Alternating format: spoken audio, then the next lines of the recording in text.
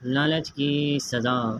ایک غریب آدمی کے مکان کی چھت ٹوٹ گئی تھی اور وہ اس پر گھاس پھوس بچھا رہا تھا کہ اتفاق سے ایک سخی امیر بھی ادھر آ نکلا اور کہا، بھلے آدمی، اس گھاس پھوس سے بارش کیا رکے گی، پکی چھت بنوا لو تو ٹپکنے کا اندیشہ جاتا رہے۔ غریب نے جواب دیا، جناب، آپ کا فرمانا تو بے شک بجا ہے اور میں بھی جانتا ہوں، مگر حضور میرے پاس پکی چھت بنوانے کے لیے دام کہاں؟ امیر نے پوچھا، پکی چھت پر کیا لاگت آئے گی؟ غریب نے جواب دیا، جناب 150 روپے تو لگ ہی جائیں گے۔ یہ سن کر امیر نے جھٹ جیب میں سے 150 روپے کے نوٹ نکال اس غریب کے حوالے کر دیے کہ جاؤ اس سے اپنا کام چلاؤ۔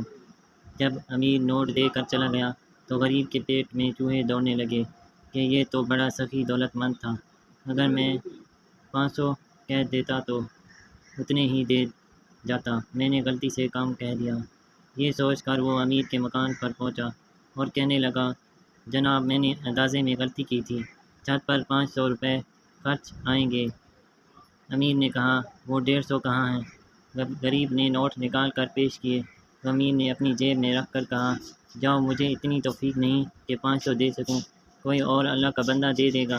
غریب بہت گھبرایا مگر امیر نے ایک نہ سنی، آخر پچھتاتا اور یہ کہتا ہوا گھر کو پلٹ آیا کہ امیر کی کوئی خطا نہیں، یہ میرے ہی لالچ کی سزا ہے۔